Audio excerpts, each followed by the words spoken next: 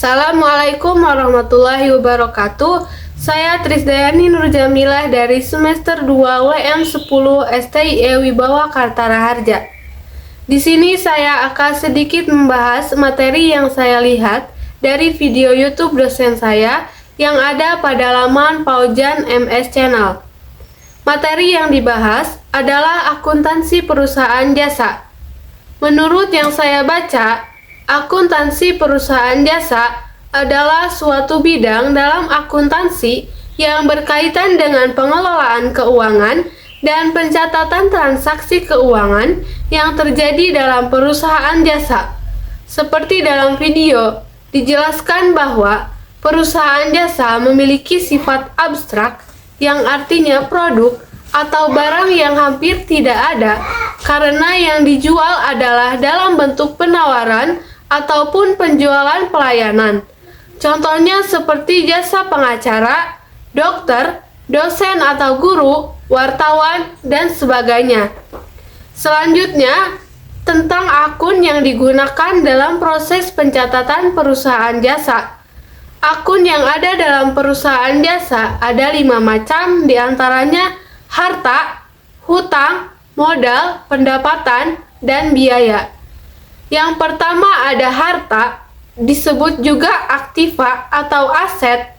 Harta merupakan semua kekayaan yang dimiliki oleh perusahaan. Harta juga memiliki akun turunan, yaitu kas, piutang jasa, sewa dibayar di muka, iklan dibayar muka, perlengkapan, peralatan, kendaraan, bangunan, tanah, mesin, dan 11 ada nama baik, kemudian ada hak cipta, selanjutnya ada hak paten, ke-14 ada royalti, 15 ada warabala, dan yang terakhir ada merek dagang, atau dalam bahasa asing disebut trademark. Kemudian, akun yang kedua adalah hutang atau disebut juga pasiva. Hutang adalah pembayaran yang wajib dilakukan oleh perusahaan terhadap pihak lain, di antaranya ada hutang usaha, hutang gaji, hutang bunga, hutang pajak, dan ada pendapatan diterima di muka. Yang terakhir ada obligasi atau dalam bahasa asing disebut obligation. Selanjutnya, akun yang ketiga ada modal atau dalam bahasa asing disebut equity. Modal adalah sarana pendanaan yang sumbernya dari dalam maupun luar perusahaan. Modal sendiri bisa dalam bentuk uang, peralatan, dan perlengkapan. Akun yang keempat ada pendapatan atau disebut revenue, merupakan jumlah uang yang diterima perusahaan dari kegiatan aktivitasnya seperti penjualan produk atau jasa kepada pelanggan. Yang pertama ada pendapatan jasa, yang kedua ada pendapatan sewa, yang ketiga ada pendapatan bunga, dan yang terakhir ada komisi. Akun selanjutnya ada biaya atau disebut juga expense. Biaya merupakan berkurangnya nilai suatu barang yang dibutuhkan dalam memproduksi barang dan jasa. Dengan kata lain, biaya adalah pengeluaran yang harus dikeluarkan untuk mendapatkan manfaat dari suatu sistem produksi barang atau jasa.